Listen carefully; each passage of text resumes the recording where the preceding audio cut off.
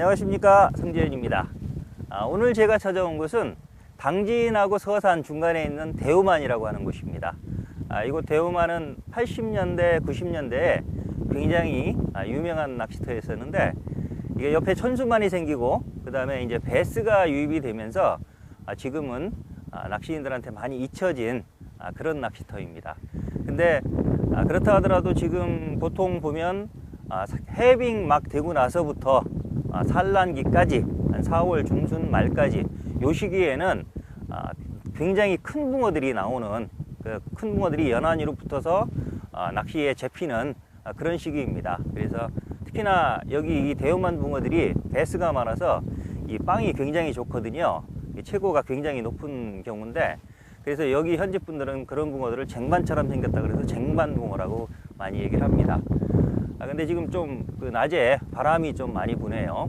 오늘 바람이 조금 많이 부는 거로 되어 있는데, 날씨도 흐리고 바람도 많이 부는데, 어차피 여기는 수심이 굉장히 낮습니다. 40에서 50 정도 낮기 때문에 낮 낚시는 잘 안 되고 밤 낚시가 되는 곳이기 때문에, 또 밤 낚시를 염두에 두고 내려왔습니다. 그래서 낮에는 낚싯대만 편성을 하고 좀 휴식을 취하고 기다렸다가 밤에 이따 오늘 밤 낚시하고 내일 아침 낚시를 해보는 거로 그렇게 진행을 하겠습니다. 그대 잠든 머리맡에 가만히 앉아 이 밤을 지키는 나는 바람이려고 그대 잠든 모습처럼 가만히 앉아 이 밤을 지키는 나는 어둠이려고 멀리서 제가 이 자리한 포인트가 대우만 대산 0번수로입니다. 이 대산 수로가 보통 원래 1번부터 5번까지 있었는데, 1번 수로 옆에 이제 조그만 수로, 이거를 0번 수로라고 이름을 붙였습니다. 그래서 0번 수로인데, 0번 수로의 초입, 본류에서 물이 들어오는 이 초입부에 앉았습니다. 원래는 저 건너편 건물 쪽에 있는 그쪽에 차대기도 편하고 고기도 잘 나오는데, 그쪽은 이미 다른 분들이 먼저 앉아 있습니다. 그래서 좀 한적하게 하기 위해서 옆에 한 분이 계신데 양해를 구하고 이쪽에서 지금 자리를 잡았습니다. 근데 지금 포인트 여건이 본류에서 이렇게 물꼬리 들어오는, 고기들이 들어오는 그런 길목인데, 건너편에는 부들이 빽빽하고요. 그 다음에 이 앞쪽으로도 듬성듬성 부들이 있는 그런 형태입니다. 그래서 좀 긴데, 여기서는 긴데라고 해봐야 한 30대 정도거든요. 수심이 원체 낮습니다. 그래서 28하고 30, 32 이런 거를 이용해서 건너편 부들에 바짝 붙인 것도 있고, 중간에 길목을 노린 것도 있고요. 그리고 나머지 18, 20, 22, 24 이런 거를 가지고 요 앞쪽에 부들 중간중간 노리는 방식으로 그냥 포인트 여건에 맞게 그런 식으로 대편성을 했는데, 얘가 수심이 굉장히 낮습니다. 한번 보여드리면 이렇습니다. 지금 이거 유동을 하나도 안 준 거거든요. 이게 4월이 소자입니다. 4월이 소자인데 이게 30cm인데 밑에 슈벨 달아서 이렇게 완전히 밑으로 붙인 겁니다. 지금. 그래서 지금 요것도 10cm, 9cm, 10cm 정도로 짧거든요. 근데 이렇게 했을 때 거의 한 마디 딱 나올 정도로 완전히 내려야만 겨우찌가 설 정도로 그렇게 수심이 낮습니다. 그래서 요 앞쪽에 18, 20 이런 것들은 한 40cm 정도 수심이 되는 거고요. 그 다음에 건너편 같은 경우는 48에서 50 정도, 밑에 조금 여유가 남으니까 50cm 이내의 수심입니다. 그래서 이렇게 낮은 수심에서 할 때는 요 4월이 찌를 쓰면 굉장히 편합니다. 요거는 4월이 찌는 스윙도 할 수 있고 직공도 할 수 있는데, 이런 식으로 스윙할 때 이렇게 해놓으면 이 채비가 이렇게 엉키거든요. 이게 수심이 낮은 곳에서는. 네, 그래서 줄잡이로 위에 줄을 이렇게 잡아주면 이 상태로 날아가니까 던지기도 편하고, 낮은 수심에서 낚시할 때는 이렇게 사거리찌와 같은, 이게 사거리 쌍둥이 중에 단찌입니다. 그래서 이 단찌를 가지고 있으면 특히나 이렇게 산란기 때 수심 낮은 곳, 특히나 이 대우만이 올해 물이 굉장히 적거든요. 그래서 전체적으로 낚시가 잘 안 되는, 낚시인들이 안 들어오는 상황인데, 그래도 지금 물색이 원체 탁하기 때문에 이 수심에서도 낚시가 됩니다. 그래서 이렇게 산란기 때는 낮은 수심에서 해야 되는 경우가 많으니까, 그런 경우에는 이렇게 단찌를 가지고 이렇게 줄잡이로 잡아서, 설사 사거리가 없으면 매거리치도 괜찮습니다. 매거리치도 위에를 잡아주는 방식으로 그렇게 해서 하면 던지기가 훨씬 편해집니다. 좀 전에 제가 이 수심이 낮아도 지금 물색이 좋아서 이런 곳에는 낚시해도 된다라고 말씀을 드렸는데, 그 물색에 대해서 잠깐 설명을 드리겠습니다. 특히나 이 겨울 해빙기부터 산란기까지 제일 중요한 게 수초와 물색입니다. 근데 사실은 둘 중에 하나를 선택한다라고 하면 대부분은 수초를 먼저 고르실 텐데, 저는 오히려 물색이라고 생각을 합니다. 특히나 막 산란을 본격적으로 할 때, 그때는 사실은 무조건 수초를 끼고 해야 됩니다. 근데 산란을 앞두고 있는 상황, 지금 같은 경우는 산란을 앞두고 알짜리를 보러 다니는 그런 상황이거든요. 그런 경우에는 특히나 해빙기라든지 그럴 때는 오히려 맨바닥에서 입질하는 경우가 많습니다. 근데 그 조건이 물색이 좋아야 됩니다. 여기서 물색이 좋다라고 하는 것은 물색이 맑다는 얘기가 아니라 탁하다는 얘기입니다. 아주 탁해야 됩니다. 막걸리처럼. 근데 그럼 어떻게 물색이 좋다, 탁하냐, 맑으냐 기준을 정하느냐면, 이렇게 낚시터에 왔을 때 앞쪽에는 어차피 다 보이지만 한 20cm, 30cm만 들어가면 바닥이 안 보이는 상황, 바닥에 돌이나 이런 것들이 수초 상황이 안 보이는 상황, 그 정도 되면 물색이 탁한 겁니다. 그 다음에 이렇게 몸통이 하얀 찌들, 요 같은 경우 짧은 찌탑이 한 15cm거든요. 근데 한 요만큼 내놓으면 실제로는 한 13cm, 15cm 정도의 물 속에 요 몸통이 있는데, 물이 맑은 곳에서는 이 하얀 몸통이 보입니다.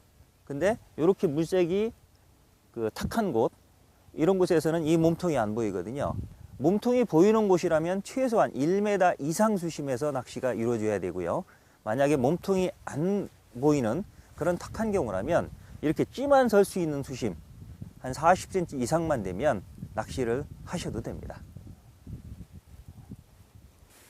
보통 자연지에서 집어지게 될 때 저는 신장떡밥 위주로, 신장떡밥 200cc에 아쿠아텍 어분 200cc, 그 다음에 보리 100cc 이런 식으로 많이 하는데, 여기 같은 경우는 지금 토종붕어 나오면 좀 큰 게 나오는 상황이기 때문에 신장떡밥을 300cc를 넣고 어분과 보리를 각각 100cc 넣는 방식으로, 그래서 500cc를 넣고 물을 200cc 넣는 방식으로 그렇게 배합을 한번 해보겠습니다. 신장떡밥을 먼저 3컵을 넣고요. 자, 어분 1컵, 보리 1컵을 넣겠습니다. 그래서 조금 저어주고 물은 200cc만 넣겠습니다.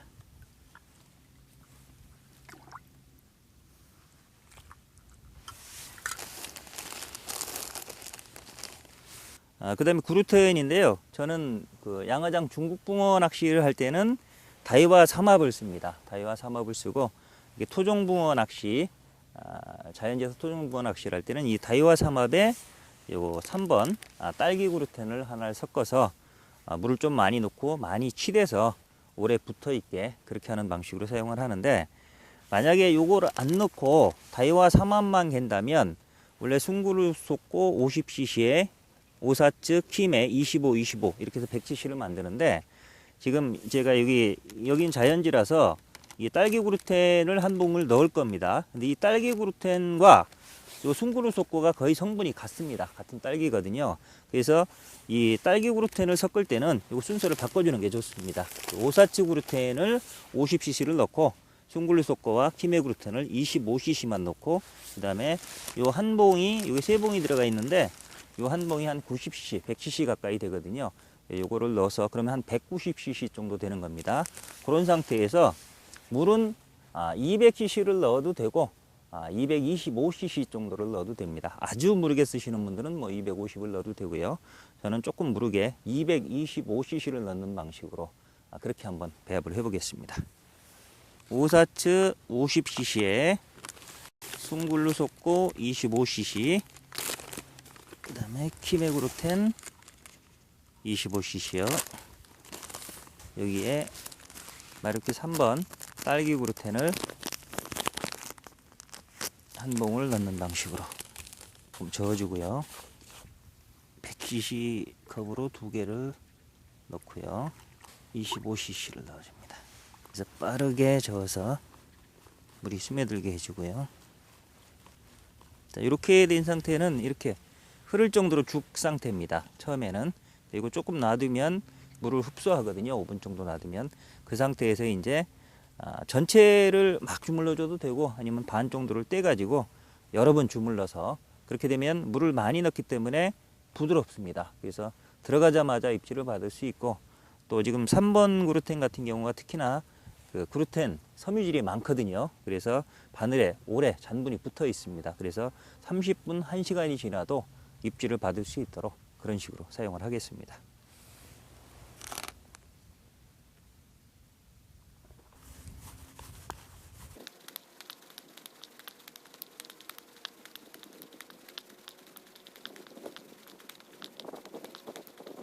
이렇게 그루텐을 치대는 방법은 이렇게 떡 주무르듯이 이렇게 개주면서 이렇게 덮어주면서 이런 식으로 눌러줘서 공기도 빼내고 주물러주면 되는데, 팔이 아플 때까지 하시면 됩니다. 한 50에서 한 100번 정도 한다 생각하시고, 많이 할수록 이게 잔분감이 좋아서 바늘에 오래 남아 있거든요. 그러니까 많이 팔이 아플 때까지 치댄다. 그럼 뭐 이게 이렇게 하기가 힘들면 이게 반 정도 떼가지고 이 손에 이렇게 물을 묻혀주고요. 이 손에서 이렇게 이런 식으로 뒤집어주는 방식으로, 이렇게 포개주는 방식으로, 이런 식으로 계속 이렇게 해줘도 됩니다.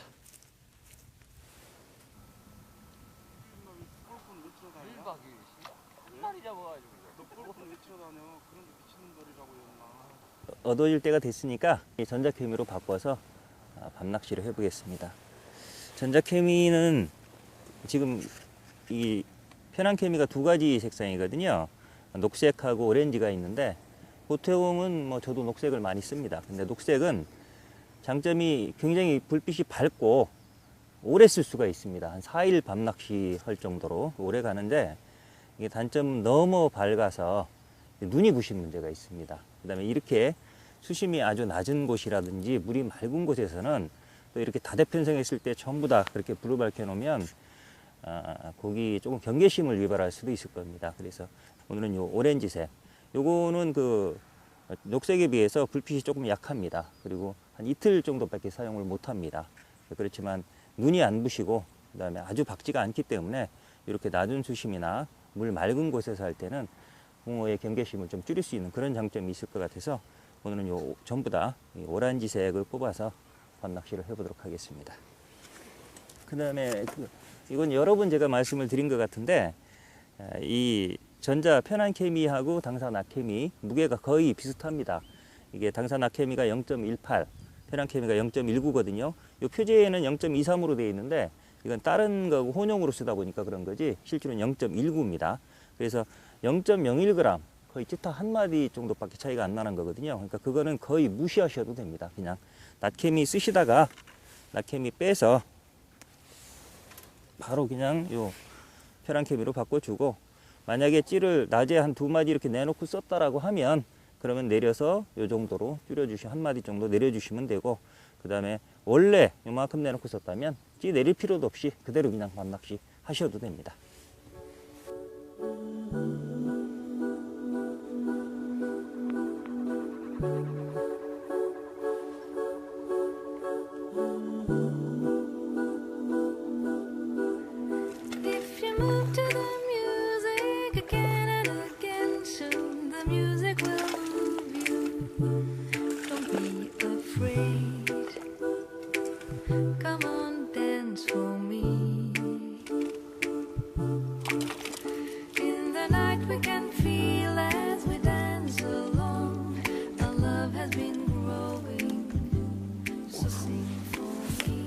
첫 수가 나왔습니다.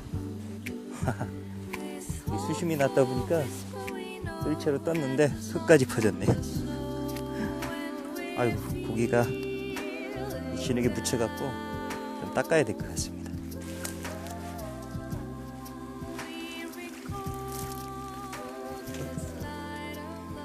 이 대우만 붕어가 이쁜데 진흙으로 완전히 목욕을 해가지고 좀 씻었습니다. 쳤습니다. 대우만 붕어 이쁘죠? 사람들이 이게 빵이 좋아서 쟁반붕어라고 하는데 이것도 빵이 아주 좋습니다. 거의 32 가까이 되는 월척입니다. 이 자리가 지금 이게 영번수로의 본류에서 막 들어오는 길목이거든요. 그래서 이렇게 수심이 낮고 이렇게 지류는 특히나 이게 수문이 없는, 이게 지류가 수문이 있는 수문형 수로가 있고 수문이 없는 오픈형 수로가 있는데, 여긴 수문이 없기 때문에 오픈형 수로입니다. 네, 오픈형 수로에 이렇게 수심이 낮은 곳은 대부분 낮에 되면 고기가 다 빠져나갑니다. 저녁 요 시간에 들어와서 회로 하다가 새벽 되면 이렇게 빠져나가거든요. 근데 요 시간 정도, 해 떨어지고 막 요 시간 정도가 고기가 들어올 시간입니다. 그래서 아무래도 고기가 들어오는 시간, 초저녁과 나가는 시간은 저 안쪽보다도 이쪽이 유리할 거다라고 생각을 했는데, 어두워지자마자 한 마리가 나오네요. 지금 대우만 첫수 월척붕어입니다.